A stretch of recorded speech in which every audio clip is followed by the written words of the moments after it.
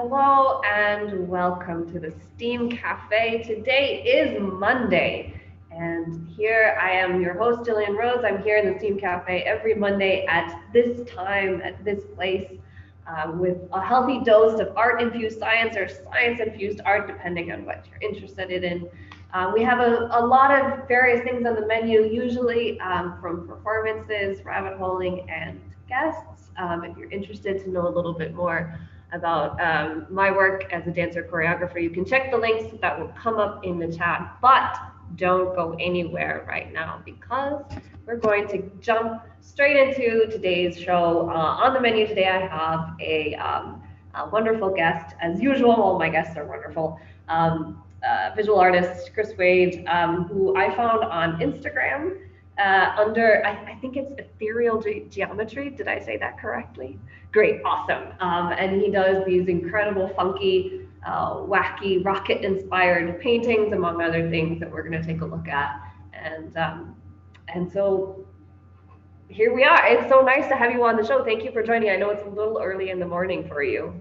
Yeah, it's not early in the morning for everybody else. I'm a night owl with a third shift schedule. So That's all right. Well, it is kind of. I mean, I think it's early where you are. Where I am, it's dinner time. So I've had the whole day to wake up. Um, thanks for joining us. You have a guitar with you, but that's not how you generally make your art. So tell us. yeah, no, the guitar is just to help me get my creative juices flowing while I talk. Okay, perfect. So tell us a little bit about your background, like how you got started in painting and how you kind of ended up where you are today. Um, well, okay, this particular background is from a painting of mine called Ladder to the Stars, and it's features a double helix in the DNA. But I've always been, you know, naturally inclined for drawing since my dad was a drafter, but I never really had much creativity with it until I was in my 20s. And I've always been more of a guitar player. I thought I was dead set that I was going to be a guitarist for a living. And and then, like it kind of something switched in me when I was in my early 20s, and the I realized I had synesthesia. Um, and I think I was 19 or 20 when I realized this, because I was just trying to do people's portraits just for fun, and I kept having people tell me that doesn't look like me at all. And and then you know something switched in me, and then I realized, well, I've been having all these pictures going through my head when I hear music, when I write music, when I all these places, almost like I was dreaming while awake, seeing these things in my head while I'm hearing music. And that's what got me kind of by myself onto it without the influence of researching art. Got me into surrealism. And I didn't know what it was until I later learned what or later was reminded what surrealism was. And I started doing some kind of really ethereal looking works. And, um, one of the, Like what? I was just gonna say that is that where your name comes from, ethereal geometry. Yeah, I was gonna say, the first thing that I ever painted that was, um, original, um, it was a strange looking, it was like a really wispy, airy looking glass or bowl with the ocean in it, and then a sunset outside the cup or on the edge of the cup. And I redrew it in a sketchbook years later while I was in school for graphic design, because like I said, I decided I was going to go for graphic design. Because if I was going to do any kind of 4-year degree, if I had to finish one, then, well, I was going to go for graphic design and use it as an excuse to take more art classes and learn photography, the correct way. And so in my sketchbook, I drew this, you know, bowl with a sunset in it, but I also put little other planets in the background and stuff. And I eventually want to turn it into a real full out painting. And but then just the name Ethereal Geometry came to me when I titled it. And then I realized later, if I'm going to make an Instagram, Ethereal Geometry might be a cool name. And Right. just because it encompasses what my art is about, like in the sense of it's it is the kind of the name means like, or sorry, I'm still waiting for the caffeine to hit me. That's okay. No The worries. name Ethereal Geometry is kind of like ethereal being kind of eternal or within, or you know spiritual, and geometry being that, those things we can see, the you know designing something or the architecture, and it's like that idea of building something eternal, or building from it, that ethereal place, you know. Right. So a lot of my stuff is technical in nature, like double helix took a bit of technicality. A lot of the rockets, space probes, I love turning these technical things into super dreamy things because I was having a lot of dreams for a long time of finding abandoned rockets, and it got me inspired. So Yeah, and so you've segued very nicely into what I wanted to ask you next, which is that, did you, from the beginning when you were starting to focus more on painting, were you already incorporating these kind of, the rockets and the science perspective, or was that something that came later? I was always fascinated with space, and as a kid, I liked drawing like jets and you know designing spaceships. Thought when I was a kid, I thought I was gonna own a company designing spaceships for like, because I'd just seen Independence Day, and I was fascinated with the little fighter ships that the aliens flew. That kind of had that bug look to it.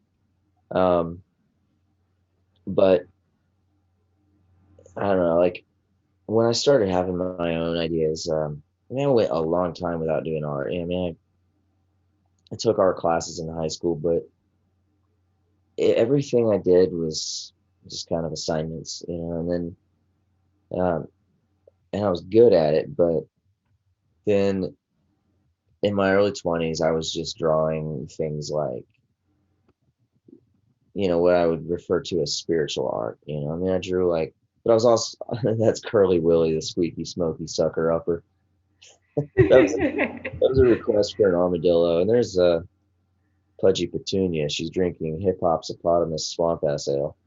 Um, that Yeah, was I'll definitely ask you about that series yeah, coming up because they're absolutely hilarious. yeah, and Commander Jimothy of outer space. Um, but no, like, okay, make it short and simple. I was drawing what I called spiritual art. I mean, but I was also fascinated with space. So one of them, it was a ship going off the edge of the ocean, um, in space, but there was a big giant ringed planet in the background, Right. in the sky, and the clouds and the waves were kind of blended in, and he had a tiny bit of some elements of some abstraction in there, but I got to painting because I got tired of coloring the whole entire thing in with ballpoint. And that's when I was like, I need to learn watercolor. That'll be quick. And then I my level of perfectionism just translated over to watercolor, and then into India ink and then acrylic ink. That one's in oil. It's the only oil painting I've got in the series. Space Camp rockets. Um, Nice. in my uncle's house. Yeah, and so these days, do you have a medium or a type that you're mostly sticking with, or does it just kind of like whatever is inspired by that particular image that you're creating? Kind of both. And just to finish up the last question, I was having a lot of, I started having a lot of dreams in my early 20s of finding abandoned rockets. And then when I Okay. was in school, my professor, um, Miss Keller, she challenged me to do three works that would represent how my upbringing affected me. Because, went through some crap as a kid, and then there it is. That's the one I was referring to, the one with the ship. Check. Oh, Yeah. but but anyway, so I eventually had this idea. What if I paint these rockets? And what if I found a rocket in the woods? If I was a kid, I'd probably build a tree house out of it and invite all my friends, and we'd have this amazing, dreamy adventure, And then I got carried away with the idea. So, what was the question you asked me? No, because we were finishing the other question, which is totally fine because it's Oh, interesting that you'd been dreaming about these rockets and finding the yeah. abandoned rockets, and that kind of led Oh, into yeah. this the images that you were creating, and I guess from there Right. it just kept evolving. Yeah. You also asked me about medium, and I'll get to that too. But yeah, I mean, I'm in Huntsville, Alabama, the Rocket City. So we had, I grew up seeing a Saturn 1 for the longest time. And then when I was 11, they started putting up that Saturn 5 replica, that full size one. So Right. I've been seeing Saturn 5 or Saturn 1 and the space shuttle on from the highway or from halfway across the city my whole life. And that was my favorite rocket right there. But Saturn 1. But like, I got fascinated with the idea of, well, because it wasn't like I was fascinated with rockets for what they do. I was, since I was a kid, I was just fascinated with rockets because of how they looked. And, Right. to me, I saw them as these giant, beautiful, monolithic structures, these sculptures, these works of art. And it's almost what they represented in a way to me. And in the dreams, it's like they represented how I felt seeing them as a kid.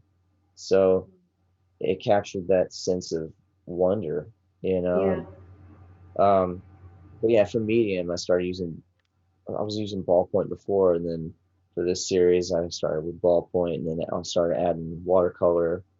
This artist named Caitlin Hackett, and I saw her in High Fructose magazine. I saw that she did that, and I was like, well, if she can use ballpoint with watercolor, I guess I will too, because I got yelled at for using ballpoint by my professor, um, different professor, but like, so then I got mostly into watercolor.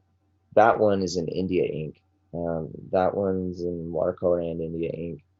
But then I started using acrylic ink because I realized, well, um, I can paint lighter over darker with acrylic ink. And then, and now I'm getting to a point where it's like, okay, now I know a bit more about color. Right. Now I want to go back and play with watercolor again. Um, this particular one, this is an India ink. It's it's the most vibrant out of all of them. Yeah. Yeah, it's really lovely. So now, like these days, I know you do some commissions as well. But like, how does it start? You know, do you have an image first that you're trying to capture, or a concept that you're trying to capture, or do you just kind of put pen on paper? Like, how do these images come about? And occasionally they come about just by playing with a vague idea, like that turtle one that was just on there. A girl I liked at the time that I worked with told me, "Draw me a turtle," and so I said, "Well, as long as you don't mind it having hover jets and a cigar." Um, but then I just kind of I played around with the idea for a while, and some of these ideas just come from me messing around, adding random things, realizing, "Hey, I should add this. I'll erase this and add that." Um, but a lot of the ideas came from having a vague idea of what I wanted, and then just developing it um, on the paper. Or sometimes I've got ideas that are like stark, like in my head that I'm seeing them strongly, but I'm still having a hard time plotting them out and making them look right. Um, Especially the ones involving the engine test stands out on the arsenal. Um, Okay. so I mean, got a lot of things in my head that I'm still trying to figure out how to draw and paint. Um, Right. Yeah, and is there a particular? I was looking on your website. You have a bunch of these different series. You know, a lot of the rockets, and you know the moon, and then you know the Air and Space Zoo, which I do want to talk about. You know, are you working particularly on one of those series now, or does it just kind of like whatever is the inspiration of in the moment, that's what you're going to work on? well, the Air and Space Zoo started by me being bored and drawing on receipt paper at work. Um, Right. and eventually, I started doing drawings of it. But that was even before I started doing the rocket stuff. But um, that was just because I had no idea what to draw and I was just being silly. And then I realized later on, after doing the rocket stuff, that I wanted to actually bring some of those characters to life and really draw them out, plot them out really, really well, and make a whole series out of it, because this rocket series, which is so serious, and also Right. took forever for me to get any of them finished. So I was like, well, these other ones, they'll only take like a couple hours to paint them monochrome, or several hours to paint them, you know, in color. I might as well, pump out a lot more work. And people, that was a pet portrait right there. But you know, commissioned pet portrait. Awesome. But a lot of this Air and Space grew out of people commissioning or requesting, hey, draw me a goat, draw me a hippo, draw me this, draw me that. And so I realized, well, I've got an entire catalog of these guys in the works or finished. I want to do a book of them or start doing some trading cards. And, um, and the fun part about it is basically I get to just go all out, just be goofy, give them the craziest names. I just finished one that I titled Wamsle the Jet Boy. Uh, I kind of stole that name from a guy who suggested I name a cat Wamsle or Jet Boy. It was on Space Hipsters. But I get to give them the most ridiculous names and make them appeal to kids, make them appeal to adults who still wish they were kids. And but then I'm still going with the Rocket series full time too. Um, Yeah. I mean, I think they balance each other really interestingly. You know, like the aerospace zoo. You know, they each. It's not just the painting, but like you said, when we were when you know they were coming up on the screen. You know, each one has a name, and it has like even what they're drinking, what they're doing. It has all these very like whimsical names. It's almost like its own little universe where they yeah, all live, and it's very whimsical, which is like very balanced by these abandoned rockets, which is very post-apocalyptic. So yeah, do you find that they kind of like do they reflect these different sides of you in different ways? yeah. I mean, so I titled it the ADHD Air and Space Zoo, whereas the other one the Rocket series started out being titled Failure to Launch, and in a lot of ways, it felt like me um, getting my frustrations about how my life has gone up to that point. Um, and at for with the Rocket series, it felt like a failure to launch, or my life felt like that. And then the next part was future of rocketry, and where the tree houses are in it, and then after the moon, and and then just the space junk series, and then just kind of exploring from there and just going super deep and ethereal and thinking about or trying to portray like our internal condition and then the transformation from feeling abandoned to being completely childlike again. And then so it's kind of more serious and more just deep. Whereas the ADHD Air and Spacesuit is basically I've got ADHD and I've got it I've got it like hell. And I hope that wasn't whatever. You can bleep that out. But um It's all right. It's all right. It's the least of what could be yeah, said. but I've got ADHD and a conversation with a friend is like we should do because he does goofy animal drawings too. I'm like or goofy little characters, and I'm like he's like we should do like a series that involves these characters and have it be some kind of zoo or carnival or something like that. So I realized, well, I've got air and space and well, land too, but whatever. So I called it the ADHD Air and Space Zoo. And just okay. Your question was um, if it's showing different sides of me. The answer is yes. It's like that. Just my humor is like Dr. Seuss meets Jim Carrey. Meets British humor. Um, Right. and but I'm also constantly way too introspective, you know. Right. So that's basically it. It's allowing me to share, and it's an outlet for me to blow off steam while I'm also doing these other, spacey ones. So, Spacey ones. Yeah, and so speaking of the spacey ones, do you model these rockets and these robotics and this kind of stuff off real things, or do they come from your mind or yeah, so the rockets are just based on primarily they're just based on real rockets that either ones that I've seen growing up here in town, or ones I look for on the internet. I really have a fascination now for the Soviet stuff because of how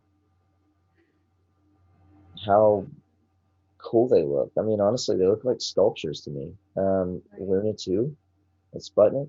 Oh my God, those are beautiful. But I really don't make I really don't make up my own designs when it comes to those. I reference what I find, but then I add my own twist. Like that one, I gotta figure out what it's like how if a tree were growing through the engine of a Saturn 1B,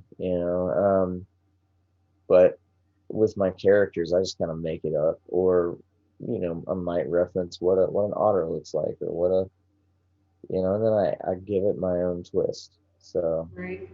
yeah, Yeah. yeah. And so these days, are you pretty much painting nonstop? Like how often do you produce new work, or do you work on like multiple things at the same time? Yeah, I've got at least 20 commissions going on right now. Wow. Um, and my own series is kind of taking a hit because of that. There, thankfully, there are a few in there um, there are a few in the series that I've been able to incorporate in, or a few that have been commissioned that I've been able to incorporate into my own series, like my rocket work. Um, I mean, even some of the pet portraits or goofy animal portraits are a little too personalized for me to be able to add into my Space Zoo series. But I mean,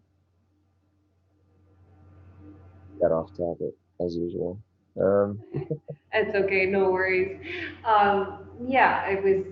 I think you answered the question already. I was, I asked if you're doing multiple things at the same time, and apparently you have like 20 different. How do you keep them straight if you have 20 different commissions? Like must be challenging.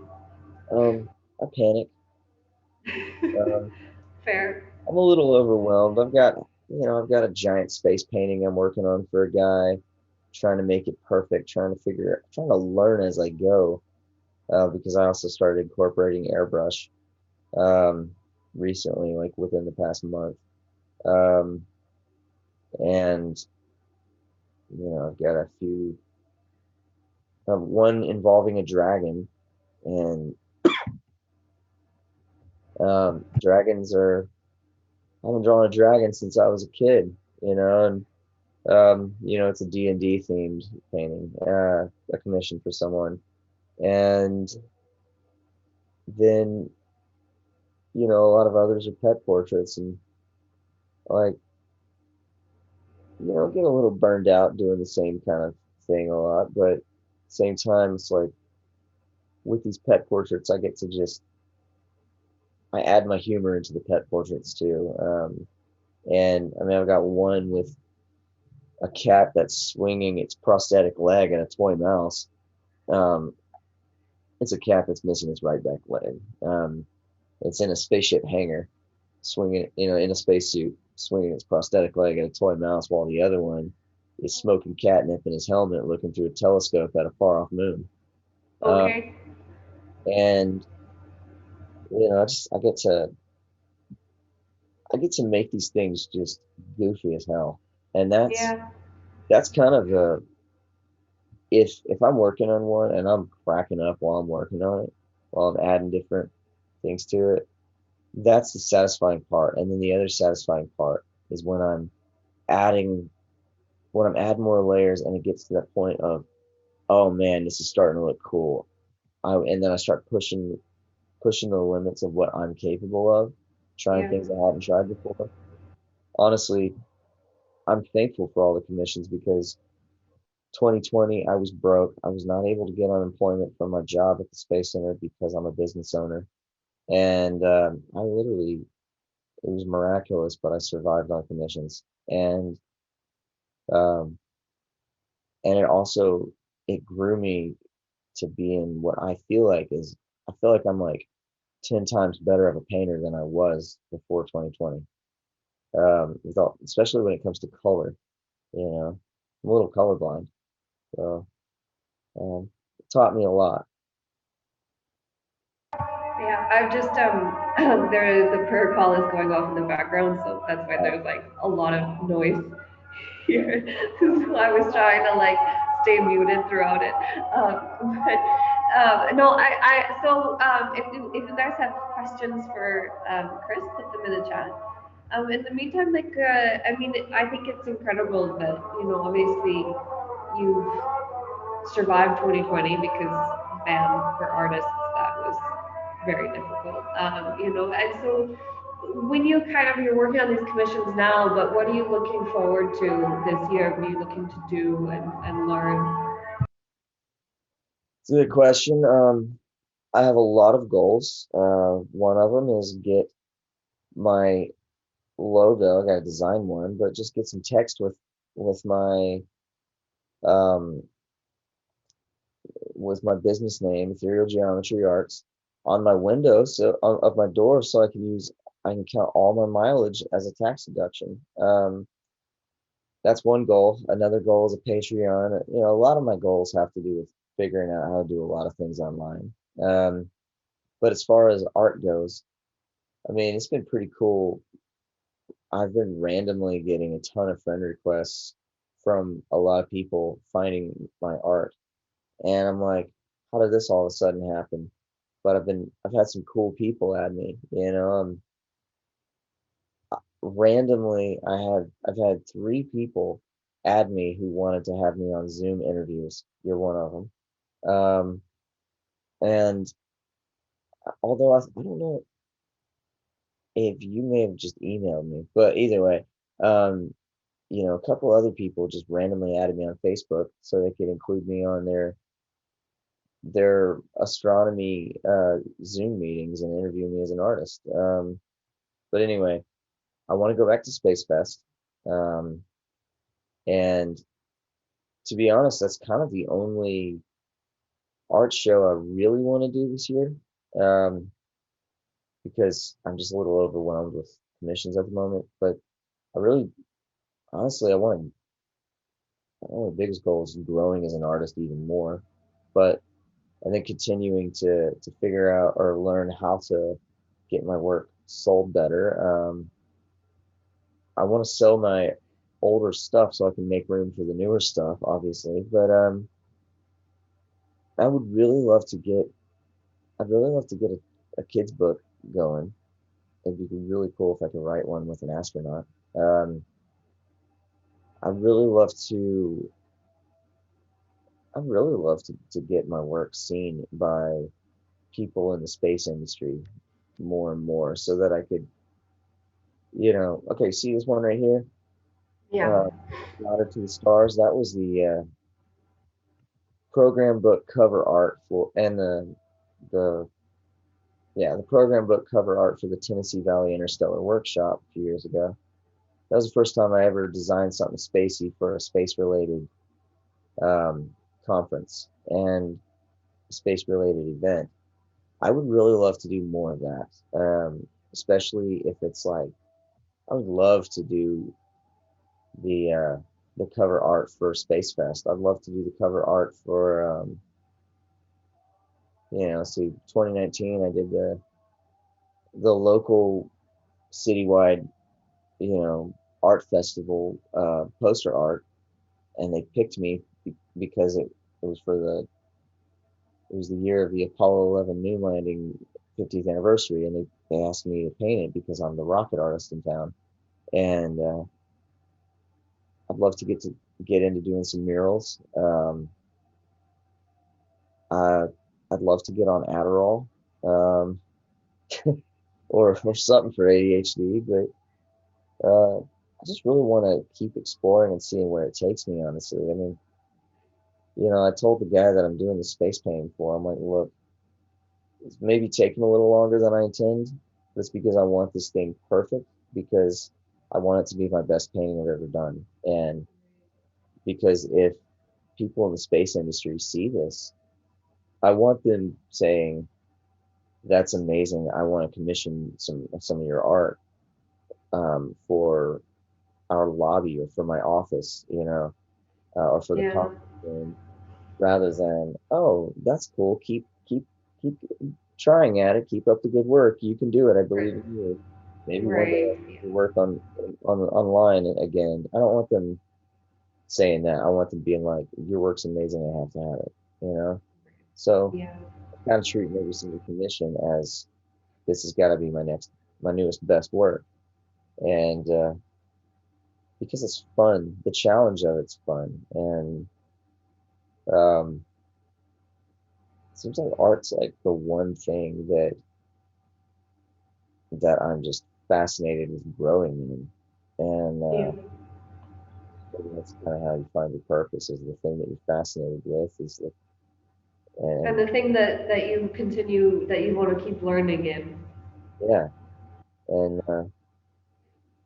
I've been challenged so much in color, and when I say challenged, I mean fascinated with it too. And Yeah, there were people asking in the chat that I think you kind of threw it out and then kind of covered it up, but like, did you say you were colorblind? a little bit, I mean, Okay. I've taken the colorblind test. I mean, I can see color, but I've taken the colorblind test, and it determined that I was like, just a tad bit like, they considered me red green colorblind, even though I can tell the difference between red and green. But Okay. half the time, like, say out in nature or just in everyday life, I have a hard time telling if it's brown or green, or if it's Okay. red or brown, or um, let's just say there's a lot of what I consider subtle changes in color that I can't tell, and a lot of other people can. So Right. um, it's very frustrating when trying to get colors, when trying to match colors. Um, so that's why all my paintings end up looking very vivid or very Right. dreamlike. And I realized, maybe I can make that work for me, like, instead of trying to get it perfect, maybe I can maybe I can just say to hell with color theory and create roundabout color theory, but make it vivid and just say, Yeah, well, it doesn't have to be perfect. I mean, it's not like my dreams feel like everyday life, like super normal. My dreams are very vivid too, you know? I want my yeah, feel like in my dreams. And I want my work to be hanging on your wall. I want it to be like you have a window into another world, right. you know? And so I want this other world to be more exciting and fascinating than everyday life. And I want people to look at my work and be like, kind of remember what it was like to see the world through a kid's perspective again, you know? Yeah. Yeah.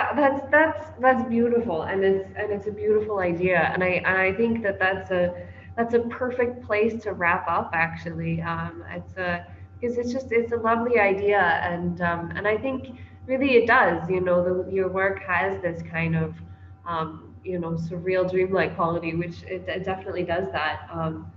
So I guess we'll wrap it up here. But thank you so much Yeah. for getting up early and waking up with us this morning.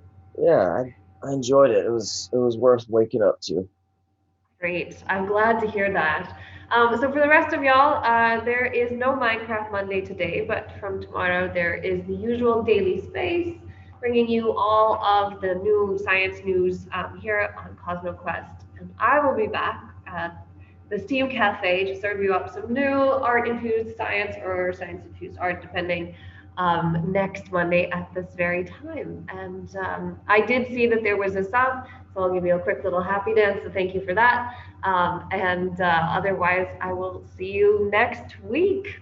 Have a great Monday, everybody. Bye bye.